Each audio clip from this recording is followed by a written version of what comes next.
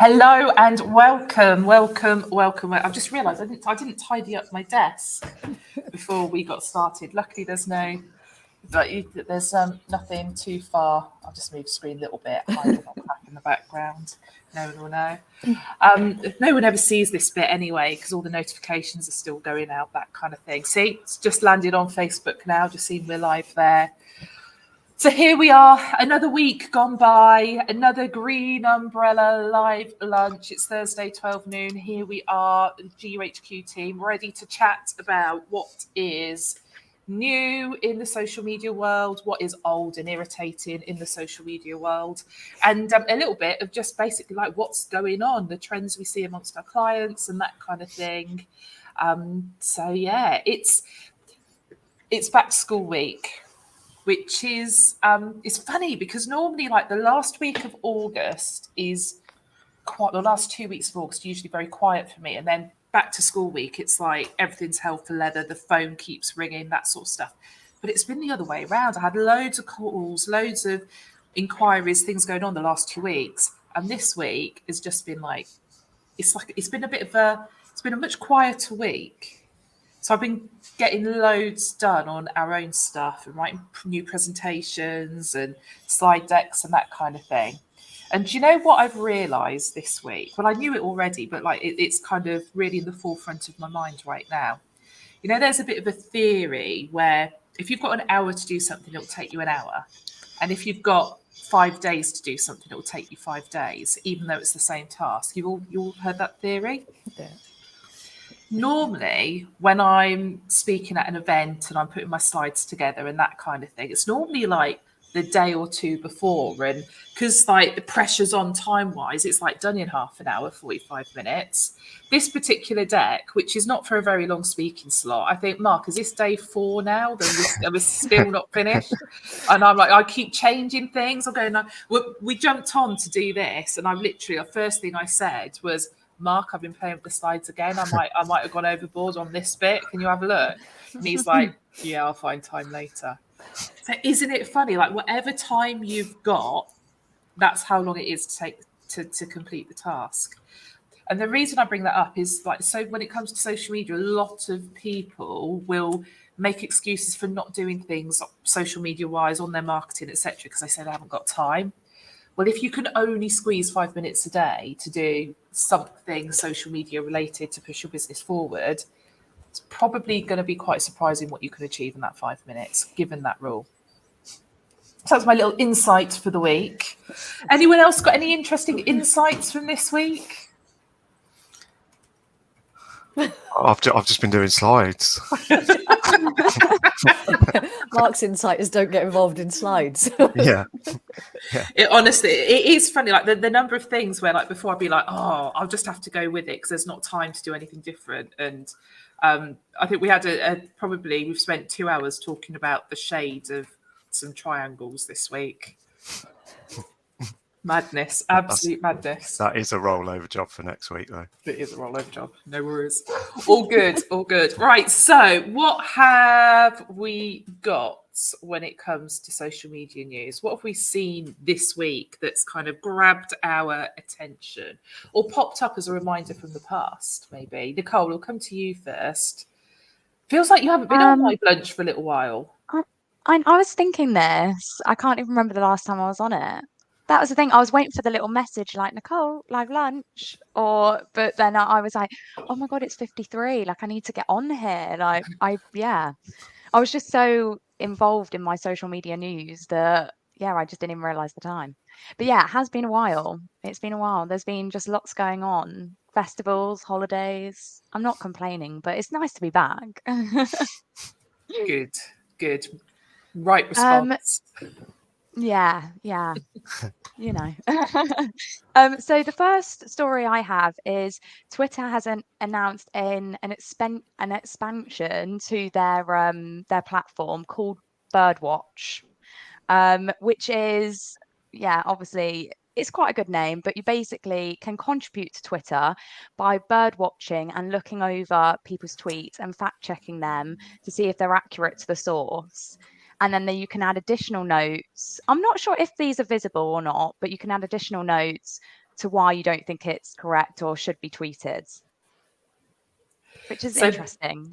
So, you know, it's like there are some people in this world who will spend their time scrolling through, and everything that's like the slightest bit inaccurate, they'll be having something to say about it, commenting, calling it out, whatever. So it's like, part of my brain goes, this is going to be really, like, people like that are going to love it. And there are some people, like, obviously not within the business, just to say that, but there are some people quite close to me that are 100% those types of people. They'll go, that's not right. And I'm like, oh God, here we go again. So I do know people that are like that, let's say. You know, you've missed an apostrophe there. You know, and it's like, oh. Like, don't get me wrong, somebody's riddled with mistakes, but like the occasional little thing is, you know, you don't need to call it out every time, kind of thing. So it's like, some people are really going to love this. Some people have just got, like, they've got lives, better things to do at the time. But at the same time, there's another bit of my brain that's going, actually, if you think about all the, you know, fake news and all that stuff that is out there, and stuff that's positioned in a way that's is correct, but isn't quite as it should be. I think it is a good thing. The whole birdwatch thing is a good thing. And I think it's quite a clever name. It's like you're watching the birds, watching the tweets. Like, I quite like the name. But it does make me wonder what kind of people will actually engage with it voluntarily. The thing is, anyone can apply to be a contributor, but you have to have a Twitter platform for 6 months. I think what were the other things? There was like a few other rules that you have to be over a certain age. But anyone can apply to be a contributor to the birdwatch. But then that's the thing. I think Twitter is so opinionated that I'm like, surely it's very much like, there is facts out there, but there's also a lot of opinions. So is it people going to be like, that's not correct because I agree with this, sort of not what you've said. My opinion is this. Yeah. So I don't know. Will it come a bit more serious, Twitter? I mean, some of the fact-checking, not just think about Twitter now, think about all social media platforms, because I think Facebook as well, they use a fact-checking service and that kind of thing. Like, I'm totally pro that, but yeah, putting the power in people's hands, it's really hard for you to assess whether someone's going to be using it in the right way or not. I think it'd be really hard to assess that until it was too late. Yeah, how do you moderate the moderators, essentially? Yeah. And especially when it comes to the opinion piece, because it's like, everyone's got a right to, you know, right or wrong, everyone's got the right to an opinion. You know, and it's like, so who's then saying, well, actually, that's, you know, is correct or not correct? It's tricky. But do you think there's ever going to be a way, like a solution to it? Because how do you solve it without becoming part of the whole cancel culture thing? Do you know what I mean? It's like, you know, should people be able to say what they think? Yes, as long as it's not causing harm to people. Okay, but who says when it is and when it isn't causing harm to people? Because you're judging that through your perception of the world. Yep. This is quite deep. It's quite deep. Should we move on? And I'm being really careful. I'm being really careful what I say, because I'm a real, like, devil's advocate on this stuff. Okay, I'm a real, like, there's loads of stuff I want to say that I sometimes I do. When I get really, really hacked off, I'll use my voice absolutely online. But it's very few and far. It takes a lot to push me that far, because I'm very aware of the lens within which I see the world. You know, I'm not the most travelled, highly educated, high emotional intelligence, yada, yada, yada. So I realise the way I see the world is through this very small, quite dusty greasy lens. And so actually, like sometimes, like everyone's entitled to an opinion, but everyone should have the humility to keep their opinions to themselves as well at times. And so I'm very aware of that. But there are times where I've just like got enough now. It happened a couple of weekends ago. I'd had enough of someone, and so I'd said something on one of their posts, and then they were not very happy with me. Have to go and look at that. You'll never find it. It's hidden away. But yeah, but that's what Molly said about our website yesterday. Yeah. Google is our friend. Yes. So it's an interesting thing. Yeah. It's an interesting thing because we're constantly saying to people like use your voice, and like one of the things that holds people back is like if I put an opinion out there and people don't like it, then actually is that going to do me damage? So I'm kind of, in one hand, I'm saying like everyone should use their voice. If you don't use your voice, you're not serving the world, you're holding yourself back, etc. But at the other time, I'm kind of saying have an opinion, keep it to yourself. So it's really difficult to know where to sit on those lines. And like I said, someone else then making a judgment against that, going that's right, that's wrong, because it's what is fact and what is opinion. I think even that can be a real, I could say factually that whatever percent of our clients only use LinkedIn and don't use any other social media channels. Well, that would be factually correct from the sample of our clients. But, can you really say that sample is reflective of every business on the globe? No. So therefore, you could push that, yes, it's factual, but it's a fact. Do you know what I mean? Yeah. I feel like this conversation is like, I really want to go for it, but it's really not going to be very entertaining for people. No, I agree that I just don't want Twitter to become boring. Like, and if people are, what went to my head straight away when I thought of this, and you're probably all going to roll your eyes, is Love Island. They are savage. Like everyone just goes in, shares their opinions, but they're relatable and funny. And yeah, when it's against someone in a nasty way, I don't agree with that. But if someone is saying an opinion about one of the relationships in the villa, then I find it interesting because then you go on the comments and everyone's just sharing their opinions. But if someone then just bird watches and go, this is not correct, then it's like, is that just going to take away the element of like funniness from Twitter? Do you know what I mean? Yeah, the entertainment value. It's for so Harj, who will be joining us at Expert Empires as our guest. He's over on LinkedIn, and he's just said, Christina Robinson watches what she says. What's happened? Yeah, I don't really have much of a filter in person, which is why I'm so careful when I'm online. But there we go. Cool. Okay, Mark, let's come to you. What have you got news-wise? Anything to chat about?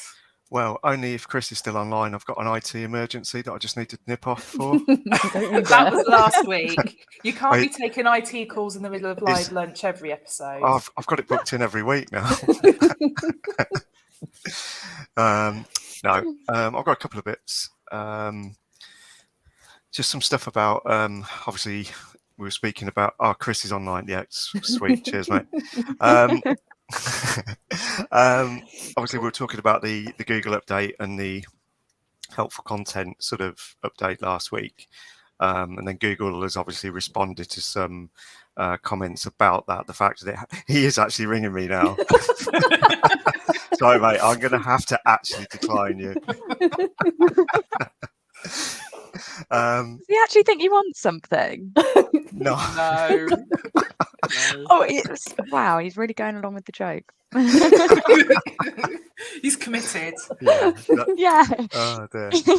That's actually put me off the thread. Right, so Google responded to some of the queries around the helpful content update, which if you don't know about it, we talked about it last week. So go and have a look at that to catch up.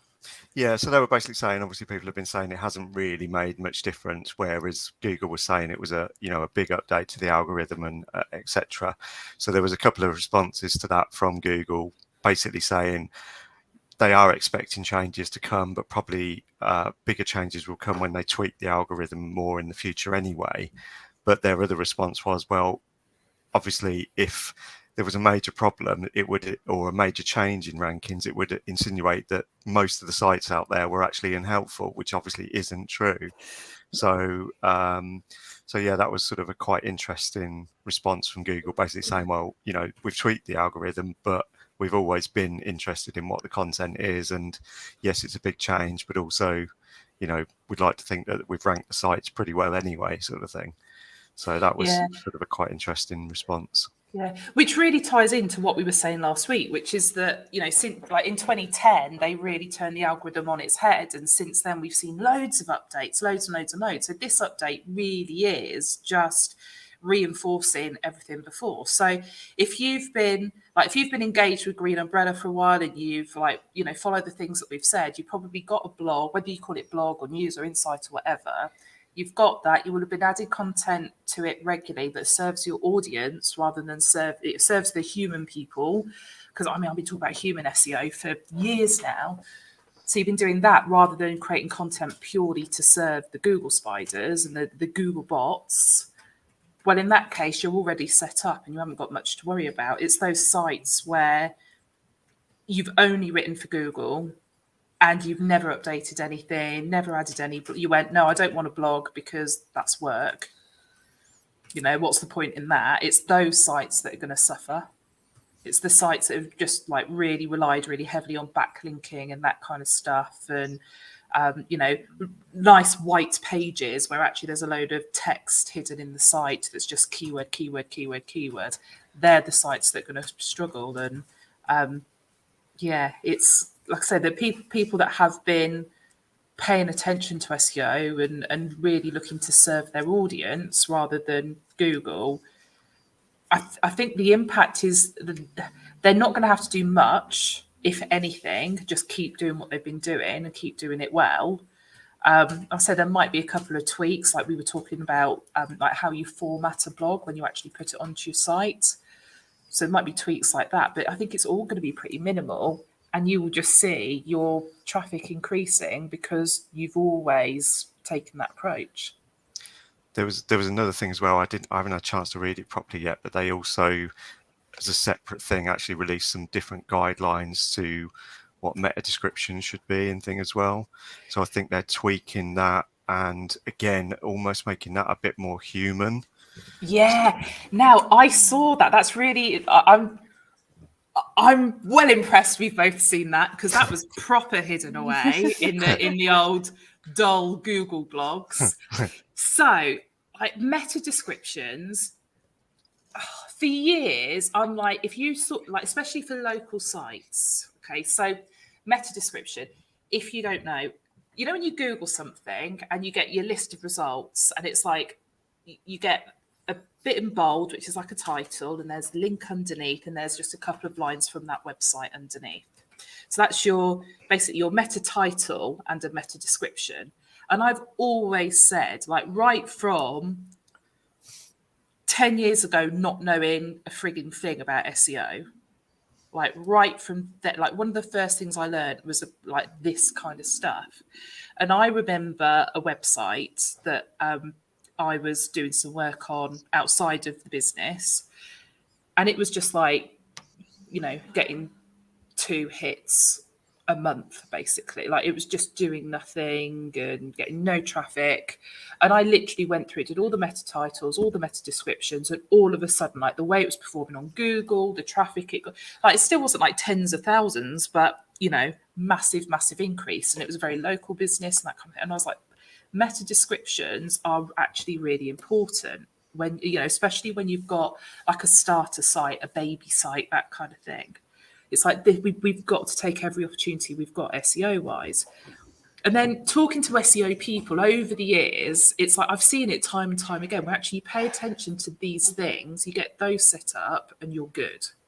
But loads of SEO people will say that stuff's not important. It's not important. It's not important. And I'm like, it's so bloody important because it's not, again, it's the human side of it. Yes, the Google spiders are going to read that information and however important they think it is, whatever, an actual person sat in front of a screen looking at those results, as they scan down that page, they've searched for something, that's what they're looking for. as a human, when you scan down that page, you're subconsciously looking for the most relevant result. Yes, people tend to click on the results on page 1 and the first few results on page 1.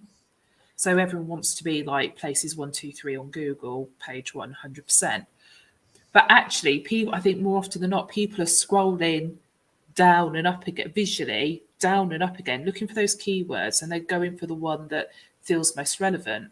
So if within your title and your description, you've got words, you've got phrases in there that are not necessarily keywords from a SEO keyword, key phrase perspective, but keywords, key phrases from a it's relevant to my search as a human being perspective, you're more likely to get that click. Yeah, that the bit that I did read, that was pretty much what it was saying about making sure that, you know, it was a description that almost described the page as well, and not to have, as you said, SEO keywords in it. It is more about, you know, again, making sure that someone's looking at it and making sure they know what the page is about. And again, obviously, if it's relevant to them, sort of thing. So, yeah, it was quite an interesting. Yeah, because this is the thing as well. It's like sometimes it's really important that that description communicates that the page has the answer and that you won't need to go anywhere else. But if you put in that meta description something that's just not relevant or is not specific to that page, then you're going to screw yourself over, because you will get the click, but someone will land on the page and go, what the is this? And go back to the Google search and click on one of the other results again. So that meta description is just so important, because you go and look at your Google Analytics, your bounce rate's like 98%. It's because your pages are misleading. Whatever they're optimized for and what they're communicating, what you're optimized for and what it is you're actually doing are going to be so misaligned that people are essentially coming to your site and going like, why am I here? And disappearing again. Obviously, the other thing we see as well, though, sometimes from sites is the fact that none of it has been entered anyway. So it's obviously, it's almost work, you know, obviously if you've got something in there, great. But obviously if you've got nothing in there, then Google's just going to pull the first bit of the page anyway, which might not be the best description or the most helpful part of it. So if you've got that functionality on your website, make sure those are filled in and, you know, make the most of it, really. Yeah. I'm well impressed we both read that bit, Mark. I just scanned it this morning, so I haven't read it all yet. We were talking, so I need to do a TikTok. We do some work with the guys over at Recruiting Gym. I've been asked to do a TikTok, so I'm one of their coaches. I've got to do a TikTok that is like, so people get to know me a little bit better, and what do I do outside of work? Like what do I like, what my hobbies and my interests. My hobbies and interests are scrolling through Facebook, looking for the really engaging, innovative ads and saving them, and reading the really geeky stuff that I don't really understand when it comes to SEO. It's like my TikTok is literally just like more work stuff. And what's really funny is that all the other coaches have all done theirs already. The last coach to do their TikTok is the social media coach. Chris has made a point there. Yeah, I do drink a lot of gin. But yeah, okay, cool. Anything else from you, Mark, or have we exhausted you? Yeah, that's it. Yeah, I'm quite impressed.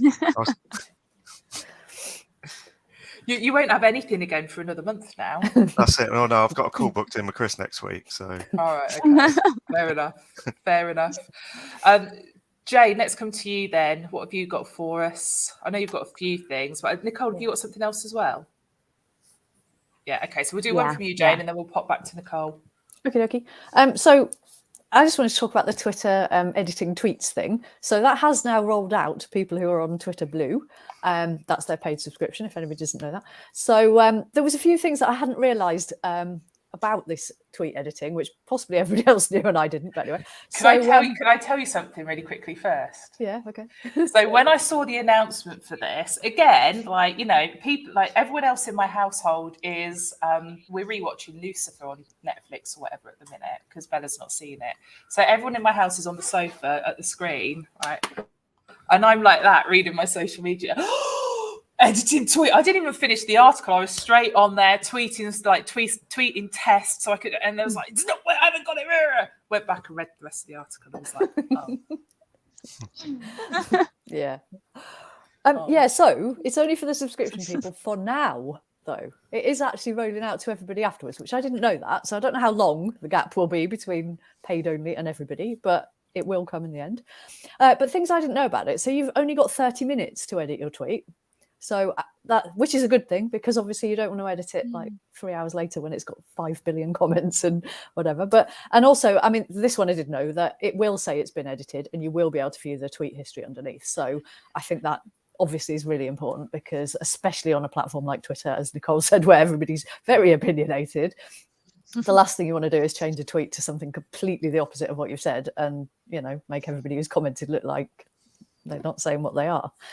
So you'll be able to edit the image, the text, videos, and the alt text on images as well. So it's pretty much everything, really. So quite handy. But yeah, I think sort of use with caution. And always, if you see it on there, maybe just check the edit history if you're commenting on a tweet. I don't think I knew about. I don't think I realised that. Or I didn't register the 30-minute window. No, me neither till today. So yeah. I mean, it's still really useful, but yeah, interesting. What else have you got? You've got another quick one. Yeah, so LinkedIn are allowing you to pin comments now. So if you've got a LinkedIn post, loads of comments underneath, you like certain, I don't know how many you can pin actually. I think it might only be one, but either way, your best comment, you can pin it up to the top. I actually don't have this yet on mine, but it is rolling out at the minute. So it would just be click the 3 dots, pin this comment to the top. So that's quite handy if you've got, you know, or your own comment that you want to put on the top with a link in it or something, or yeah, whatever you want really. Awesome. I like that one. Yeah, LinkedIn are doing some cool stuff at the minute, but I don't seem to be getting any of the new updates. So this adding the link onto an image, I haven't got that yet. All right, wow, I've had that one for quite a while. Yeah, but I haven't seen any in my feed. Are you seeing people using them in your feed?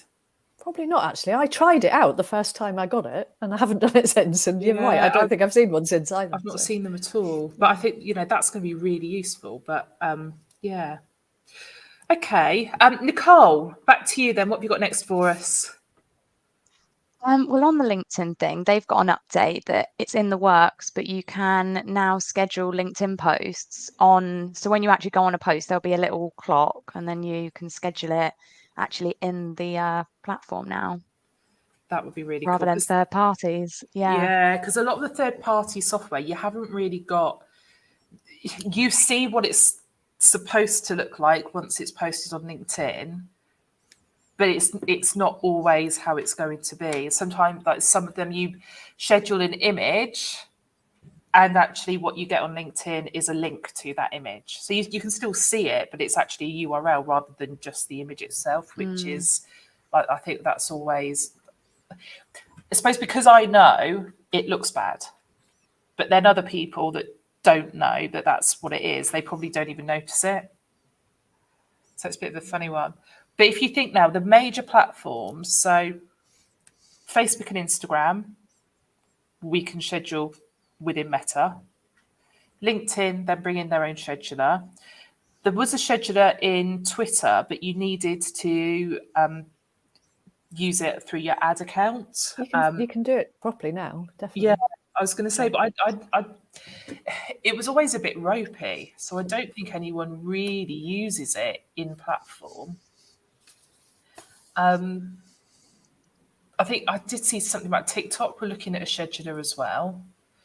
So if everyone's got their own schedulers and all the insights that these third parties get from the platforms are being pulled from the stats available within the platform anyway, are we going to get to a point where actually the schedulers are defunct? I don't know, because I feel like, for example, obviously we use ContentCal, And I like seeing all the posts for each platform in, do you know what I mean? Across Yeah. all, You have like, I to like open how they're one all thing. there in one place. Yeah, you don't have But to open all 4 separately. But here's the Yeah. thing, right? Is that because obviously I'm part of a lot of communities where I'm showing up there, and for some reason people are listening to me. Don't know why. Apparently, I know a thing or two about social, and they're sort of saying, "Oh yeah, but don't third party schedulers mean that you get less reach on your post?" And they're thinking like, "Oh crap, I'm going to lose reach, therefore I need to schedule in platform." So you've got people then going, right, shall I use a scheduler or should I spend the additional time and schedule everywhere? And to be honest, like when it comes to the insights, when it comes to actually measuring the results, honestly, I think even though we tell them to time and time again, I think there's a lot of people that don't actually measure what's working and what isn't on social media. So they're probably not using that part of their scheduling tools anyway. So it does make me wonder. It's perhaps different for marketing companies and things like that, like where we're managing multiple clients. Then you'd imagine as long as the APIs are still linked, because obviously that has happened in the past where certain platforms have cut the API and you can't actually do things on the platform. So that might be the thing that stops it rather than actually the need for the schedulers. And some of them are quite expensive. So, if you're just your own business, you might not want to pay the money, in which case it's fantastic that you can do it natively in all of them. So. Yeah. I mean, I was looking at the fees that we pay for our scheduling software versus how much we've paid in previous years. And working it out per client and can you tell me looking at pricing stuff recently? Oh, the joys of entrepreneurship. But it's like when you're looking at the costs per client of some of these tools that we're using, and you're going, right, what's the, it's a cost versus benefit. For us as an agency, as Mark said, it's completely different to an individual business.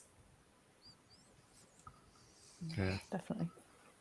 So it'd be interesting to see what happens in the future with these scheduling tools.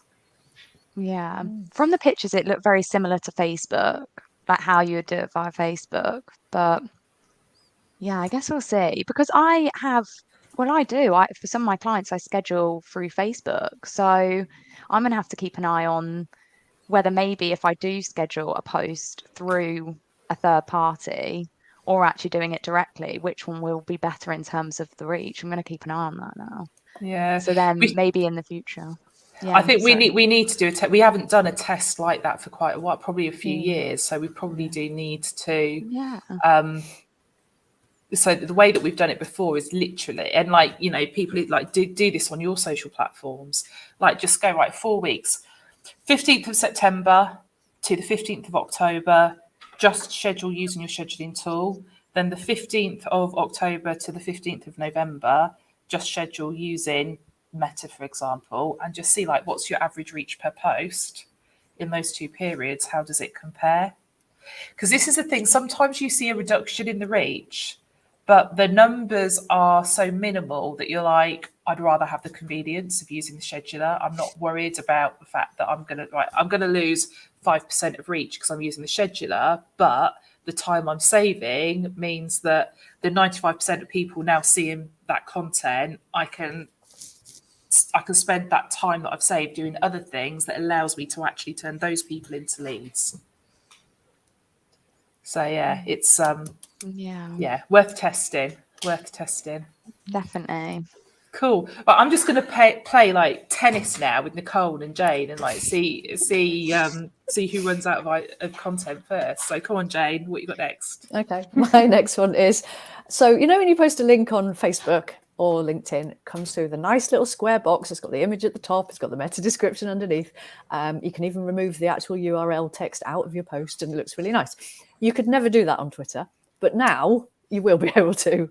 So excuse me, it's only in testing at the moment, but hopefully it'll roll out because you'll put your link in and it'll come through with what's called a tweet tile, and it'll just look so much nicer underneath. You'll be able to get rid of that messy link text, and it just makes the post look neater, tidier, and you can really see what an article is about if you're sharing it. So I think that's a really good one, and I hope it rolls out. Yeah. Isn't it Is funny this all on this Twitter? stuff? Yes. Yeah. Isn't it funny Sorry. all this stuff's coming through from Twitter at the minute, and it's like we haven't seen anything for ages, and obviously all the Elon Musk stuff was happening, and now that's like, you know, everyone's a bit like grumpy over there on that. They've probably held back all of this stuff whilst they were focused on that. And now like the deal's just like, it is where it is. It's like, well, we may as well just get all this stuff out the door now. Yeah, definitely. So glad I didn't give in and buy those Twitter shares, you know.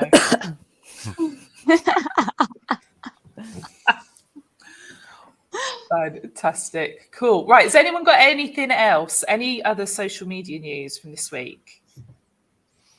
I've got one, but let's see if I can pronounce the word this time, guys. Innovative. Yay! Yes.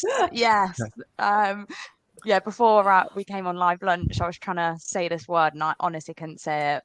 She's like that. Innovative.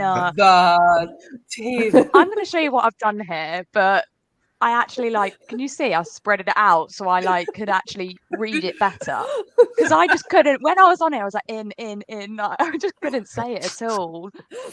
So yeah.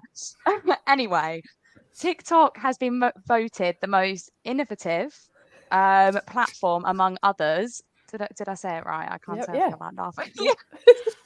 Thanks for the support, guys. I appreciate it. It's the platform. It's the platform of this time, with over 1 billion logging in. So they did a survey with over 18 consumers and 19 senior marketers who all took part in the survey, and they said that it was the most fun and entertaining for posting ads and actually people engaging with their ads via TikTok. But then I thought that this is quite a good story to mention, because obviously Kim came in yesterday and she just showed this smoothie little maker. It was like, look what I bought. And we all said, where did you get it from? And she said, TikTok. And it's not the first item she's bought on. The first live lunch, she was saying about that she'd bought headphones and things. So maybe it is. And a veg peeler. What? I think she bought a very rubbish vegetable peeler as well. Wow, I didn't know this one. Yeah, I think this was the week you were on holiday. Kim was not happy with her vegetable peeler. What's a peeler? Oh, sorry, the chopper. She's getting stressed in the background now. Let's see how we get on with the smoothie maker. She's just said she's bought another one off TikTok. Oh God! Has she? Is it for you, Christina? No. No, another vegetable chopper. Another vegetable chopper off TikTok. But she's happy with this one. Oh, that's good then. Oh, okay, that's good. Maybe this should be a monthly feature. What's Kim bought on TikTok now? TikTok. Yeah, we should definitely. That would even live be demos and everything. Yeah. Yeah. Product review. Yeah. Even on TikTok, she could come in like a brand ambassador, couldn't she? If she has all her things showing it and linking it to the company, she could do, I don't know, quite well. Amazing. Cool. Okay. Well, I think that brings us to the end of the social media news. So there has been quite a bit of stuff this week. We always struggle in August, and it feels like we're, I hate this phrase, but it feels like we're logging it out because there's not enough, stuff to talk about. But loads has happened this week in the news, and loads of opinion pieces. I think I've been reading more about articles around batching reels and TikToks and that kind of thing, and more the sort of different ways of doing things. Like Facebook ads are not working how they used to work, so how do we need to look at them differently? What are the different strategies we should be implementing? Should we just be sucking off Facebook and Instagram ads and running over to YouTube and running ads there and that sort of stuff? But it's all opinion. There's no real proven this is the best option or anything like that, which is interesting to me. Not many other people, but to me it is. Something we need to be doing, and if we need to be doing it, then all our clients need to be doing it, and everyone that listens to us need to be doing it. So YouTube they introduced YouTube Shorts ages and ages and ages ago, and it was this like when we started to see this trend in TikTok and short, like the like super short video and all that sort of stuff. So they introduced Shorts, and I never really see Shorts anywhere. Very, very rarely see them. But YouTube are just pushing more and more and more on this thing. So we really do now. If we're already producing the content for Reels and we're already producing the content for TikTok, then it's the same content that can go into Shorts as well. So it is just about incorporating. It's just adding it into your distribution strategy. Okay, so I think that's something that we need to be doing, which unfortunately means you guys doing more in terms of Reels and TikToks and that kind of stuff. Although we don't have a Green Umbrella TikTok account, we only have my account at the minute. So Kim's been desperate to set up a Green Umbrella TikTok account, and I keep saying no, we'll just use mine, but maybe we'll see. But definitely, if like she's like meerkatting now above my computer. But yeah, if we need to make sure that we're doing that and we're actually showing up in Shorts. We've got over 500 videos on our YouTube channel now. It's like, it's our YouTube channel is the one we kind of forget about. It's just there when we throw content at it because we know we should. It's not a priority in our social media strategy, but actually it is a missed opportunity. It's that one thing that we keep.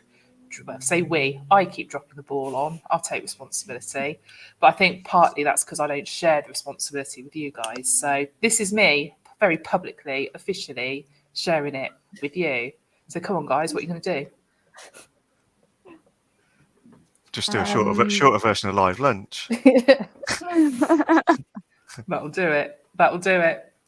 Cool. Okay, so next week we're all out at Nicole and I and a couple of the other guys from the team, we're all out at an event. Jane and Mark are at HQ. So we'll probably be doing one of our not so live lunches where we'll record a live conversation and then we'll live stream it at the normal point in the week, 12 o'clock on Thursday. But yeah, Jane and Mark are holding the fort. And Nicole, you and I are going to be in London at Expert Empires, hanging out, talking to lots of new people, revealing our new lead magnets to the world. And I don't even know them. I'm very excited about it. It's exciting for me too. Yeah. So we're going to be out. We're going to be at that, having a fine time for ourselves whilst they get on with all the work. Yeah, Going to be cool. Going to be cool. So on that note, thanks for tuning in. Thanks for watching. We will see you all next week, Thursday at 12. And yeah, have an excellent week. We'll catch you soon. Bye for now. Bye. Bye.